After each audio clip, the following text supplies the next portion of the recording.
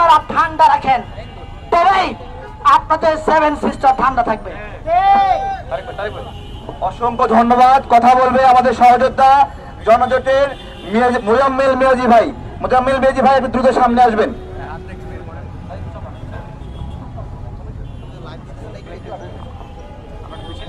সাংবাদিক বিন্দু, আপনারা জানেন বাংলাদেশ একটি সম্প্রীতি দেশ, যেখানে হিন্দু, বৌদ্ধ, খ্রিস্টান, ইহুদি এবং সকল ধর্মের লোকগুলো একসাথে বাস করে।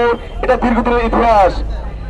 কিন্তু আমরা সবসময় দেখতে পাই যে এদেশের একটি গোষ্ঠী এসে বাসা বেঁধেছে, সেই গোষ্ঠীর নাম হলো ইসকন।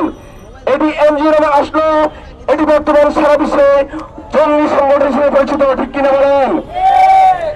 এই জঙ্গি সংগঠনটি বাংলাদেশে সবসময় দাঙ্গা, হাঙ্গামা এবং বিশৃঙ্খলা সৃষ্টি করছে। আপনারা জানেন যে আজ যে ঘটনাটি ঘটেছে, এই ঘটনাটির পিছনে অনেক বড় হাত আছে।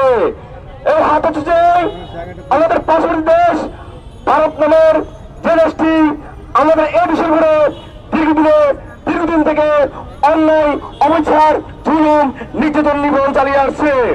আর সে দেশে বাস করছে বর্তমান এই দেশের সাবেক স্বৈরশাসক, সাবেক ভোট ডাকাত শেখ হাসিনা। শেখ হাসিনা ভারত থেকে গুটবাজি করছে এই ইসকন দ্বারা বাংলাদেশে নতুন করে ষড়যন্ত্র করতে চায়। ঠিক কিনা বলেন? আমরা বলতে চাই আমাদের স্পষ্ট ভাষা, যে গুটবাজি করবে এ দেশকে নিয়ে, যে এদেশের আওয়ামী লীগের দালালি করবে, রায়ের দালালি করবে, ভারতের দালালি করবে, শেখ হাসিনার দালালি করবে, আমরা বাংলার জনতা তাদের বিরুদ্ধে রুখে দাঁড়াবো। প্রয়োজনে 2024 সালে দ্বিতীয় স্বাধীন হয়েছে, দ্বিতীয় বিপ্লব হয়েছে, প্রয়োজনে এদের বিরুদ্ধে আরেকটি বিপ্লব গড়ে তুলবে ইনশাআল্লাহ। আমি বলতে চাই এই সরকার, বর্তমান সরকার ডক্টর ইউনূস আমাদের প্রধানমন্ত্রী শেষ হয়ে অনেক আছেন, খোঁজ খবর রাখুন। যদি আপনার খোঁজ খবর না রাখেন, যদি এইভাবে ইসকনের মাধ্যমে, আওয়ামী লীগের মাধ্যমে, দূষিতের মাধ্যমে, রায়ের মাধ্যমে বাংলাদেশে ষড়যন্ত্র চালিয়ে যায়, তাহলে আপনারা ক্ষমতা টিকে রাখতে পারবেন না, কারণ এরা আপনাদের বিরুদ্ধে ষড়যন্ত্র করছে। অতএব পরিস্থিতি কথা বলবো, প্রিয় সাংবাদিক বিন্দু, আপনারা জানেন যে 2024 সালে বাংলাদেশ স্বাধীন হয়েছে একটি শান্তিময় নিরাপদ বাংলাদেশ গঠন করার জন্য। যে গোষ্ঠী বাংলাদেশের উপর চোখ তুলবে, বাংলাদেশকে ষড়যন্ত্র করবে, সেই গোষ্ঠীকে প্রয়োজনে বাংলাদেশ থেকে বিতাড়িত করা হবে ইনশাআল্লাহ। শেষ কথা বলতে চাই, শেষ কথা হচ্ছে যে আমাদের এই দেশ সম্প্রীতির বাংলাদেশ। এই সম্প্রীতির বাংলাদেশে শেখ হাসিনা ভারতে বসে আমাদের এই দেশকে নিয়ে ষড়যন্ত্র করছে। এই দেশের মুসলমান, হিন্দু, বৌদ্ধ, খ্রিস্টানের মধ্যে দাঙ্গা লাগানোর চেষ্টা করছে। শেখ হাসিনা মনে রাখবা, তুমি তো পালিয়েছ, যদি তুমি আবারও এদেশকে নিয়ে ষড়যন্ত্র করো, তাহলে তোমার গুন্ডা ফান্ডা দালালদেরকে এদেশ থেকে বিতাড়িত করা হবে ইনশাআল্লাহ। সবাইকে ধন্যবাদ। আসসালামু আলাইকুম। এই মুহূর্তে বক্তব্য রাখবেন আমাদের সংগ্রামী সদস্য সচিব মহানগরের ফয়সাল ভাই। আমরা দ্রুতই মিছিল শুরু করব। আশেপাশে বাংলাদেশের সচেতন নাগরিক যারা আছেন আমাদের প্রোগ্রামে অংশ নিতে পারেন নিজের প্রোগ্রাম মনে করে। সম্মানিত উপস্থিতি, আসসালামু আলাইকুম। আরএসএস কোন ধর্মভিত্তিক হিন্দু দল নয়, তেমনি ইসকন কোন ধর্মভিত্তিক সংগঠন নয়। ইসকন একটা জঙ্গি সংগঠন, স্টেট ফরওয়ার্ড কথা। ইসকন একটা জঙ্গি সংগঠন। আর সন্ত্রাসী কারো আত্মীয় স্বজন হয় না, সন্ত্রাসী কারো দলের হয় না, সন্ত্রাসী কারো ধর্মের হয় না। তার একটাই ধর্ম, তার একটাই পরিচয়, সেই সন্ত্রাসী। চট্টগ্রামে সাইফুল ইসলামকে যারা যে অবস্থায় হামলা করেছেন, প্রত্যেকের পিঠে চামড়া তুলে নেব।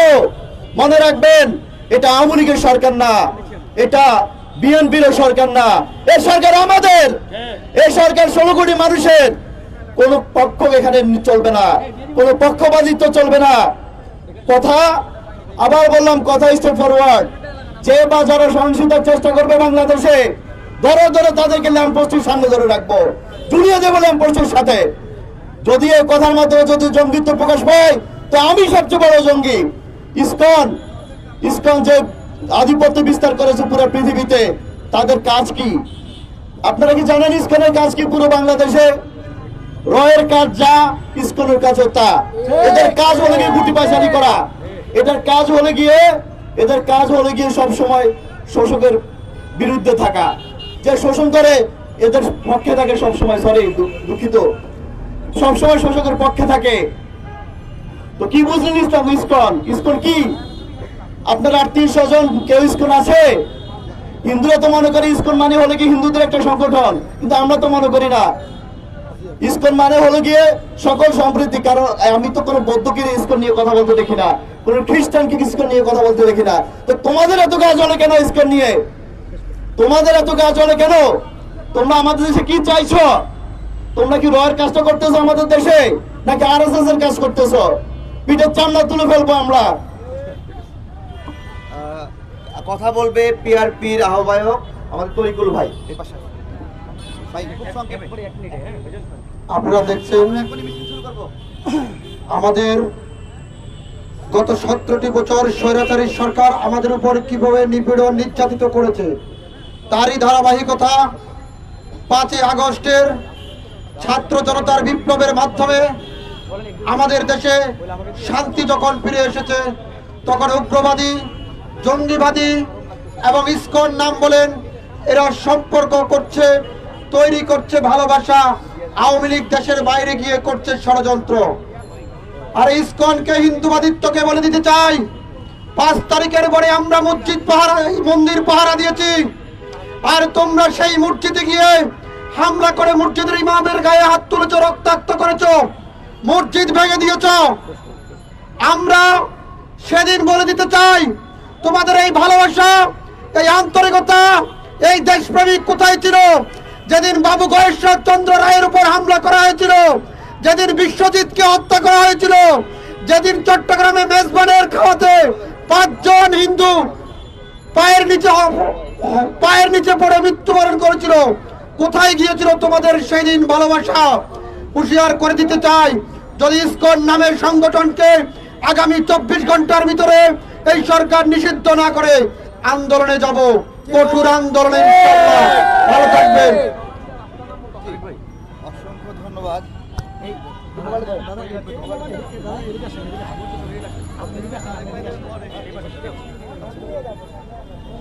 আমাদের জুলাই অভ্যুত্থানে আমাদের সংগ্রামী সহযোদ্ধা তিনি একটু কথা প্রতিক্রিয়া জানাবেন। ভারতের আগ্রাসন বিরোধী উপস্থিতি বিপ্লবী জনতা, আপনারা দেখেছেন জুলাই আগস্টের বিপ্লবের মাধ্যমে স্বৈরাচার শেখ হাসিনা পতন হওয়ার পরেও বাংলাদেশে একের পর এক ষড়যন্ত্র করেই যাচ্ছে। সেখান থেকে আমি শুধু এটুকু বলতে চাই যে এই ইসকন যে একটি জঙ্গি সংগঠন, সেটা আবারও তারা প্রমাণ করলো। এবং এই আজকে যে চট্টগ্রামে যে হত্যা হয়েছে, সেটি যে একটি পরিকল্পিত হত্যা, তার বড় প্রমাণ হলো যখন আদালতে ওদের বিচার কার্য শুরু হয়েছে, ওই মুহূর্তে বিচারপতি সাইফুল সাহেবকে হত্যা করা হয়। ঠিক একই সময় হয় মোদী সরকার এবং পশ্চিমবঙ্গের একজন সে বিবৃতি দিয়েছে যে চিন্ময়কে যদি মুক্ত না করা হয় তাহলে তারা আরো উগ্রবাদী করবে। আমি শুধু একটুকু বলতে চাই বাংলাদেশের জনগণকে, আপনারা প্রত্যেকে একটা মেসেজ দিয়ে দিবেন যে ইসকন আরএসএস এবং রয়ের তৈরি জঙ্গি একটি সংগঠন এবং হাসিনার অন্যতম একটি ইনস্ট্রুমেন্ট, যে ইনস্ট্রুমেন্টকে কাজে লাগিয়ে তারা বারবার বাংলাদেশে বড় রকমের একটি দাঙ্গা সৃষ্টি করে বর্তমানের ইউনূস সরকারের যে ভাবমূর্তি আছে সেটিকে নষ্ট করার চেষ্টা করছে। ধন্যবাদ সবাইকে।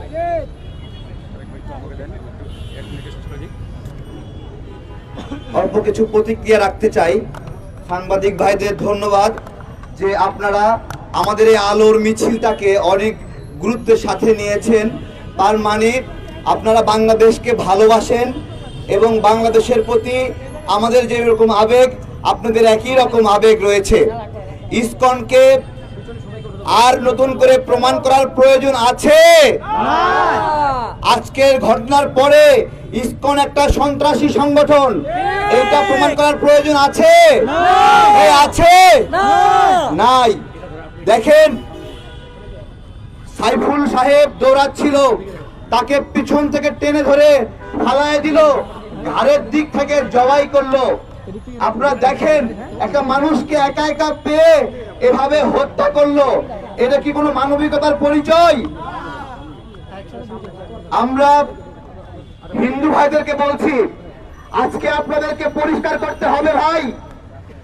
ও ভাই, হিন্দু ভাইরা যদি আমাদের ভাই হন, আজকে আপনাদের অবস্থান পরিষ্কার করতে হবে যে আপনারা এই সন্ত্রাসের পক্ষে কিনা। আপনাদের গতিপথ নির্ণয় করতে হবে যে আপনারা এই হত্যাকাণ্ডকে সমর্থন করেন কিনা। যদি সমর্থন করেন তাহলে আমরাও বলছি, আমরাও আছি। আর যদি সম্প্রীতি চান তাহলে সম্প্রীতি থাকবে। আজকে আমরা মশাল মিছিল করতে চেয়েছিলাম, তারপরে ভাবলাম না, আমরা শান্তির বার্তাটাই দেই, মোমবাতি মিছিলটাই করি। কিন্তু যে ষড়যন্ত্র হচ্ছে বাংলাদেশের বিরুদ্ধে, আজকে উপদেষ্টাদের প্রতি একটা কথা বলতে চাই, আপনারা যদি 625 জন আওয়ামী লীগ নেতাকে ছেড়ে না দিতেন, আর যদি 1000 আওয়ামী সন্ত্রাসীকে গ্রেপ্তার করে তারা জেলখানায় রাখতেন, তাহলে এই ষড়যন্ত্রের মুখোমুখি হতো না। পাহাড়ের হিন্দু নাগরিকরা বলছে, পাহাড়ের নাগরিকরা বলছে, চট্টগ্রামে এই হত্যাকাণ্ডের সঙ্গে আওয়ামী লীগ প্রত্যক্ষ এবং পরোক্ষভাবে জড়িত। এখন হিন্দু ভাইদেরকে পরিষ্কার করতে হবে যে আপনাদের ব্যানারে, সনাতনী ব্যানারে এই আওয়ামী নামের সন্ত্রাসী গোষ্ঠী আরো সন্ত্রাস করবে কিনা। আপনাদের পরিষ্কার করতে হবে আপনারা এই সন্ত্রাসের সঙ্গে নাকি বাংলাদেশের সঙ্গে। আপনারা রয়ের উদ্দেশ্য বাস্তবায়ন করবেন নাকি বাংলাদেশের উদ্দেশ্য বাস্তবায়ন করবেন, এই জায়গাটা আমরা ক্লিয়ার করছি। এবং এই আলোর মিছিলকে আলোর মিছিলের জায়গায় থাকতে দেন, সম্প্রীতিকে সম্প্রীতির জায়গায় থাকতে দেন। আর কোন তালবাহানা দেখতে চাই না। ইসকনকে এই হত্যাকাণ্ডের কারণে আগামীকাল থেকে আমরা নিষিদ্ধ দেখতে চাই। বলবে ফারুক হাসান ভাই, সংগ্রামী সদস্য সচিব। ধন্যবাদ। বন্ধুগণ, আমাদের কথা একবারে পরিষ্কার, খুনি সন্ত্রাসী ছাত্রলীগকে যেভাবে নিষিদ্ধ করা হয়েছে, ঠিক একইভাবে একই কায়দায় বাংলাদেশের সার্বভৌমত্ব স্বাধীনতা বিরোধী ইসকনকে আগামী 24 ঘন্টার মধ্যে নিষিদ্ধ করতে হবে। ইসকন এবং তাদের সহযোগী যারা, এরা আমার দেশের স্বাধীনতা সার্বভৌমত্বকে স্বীকার করে না।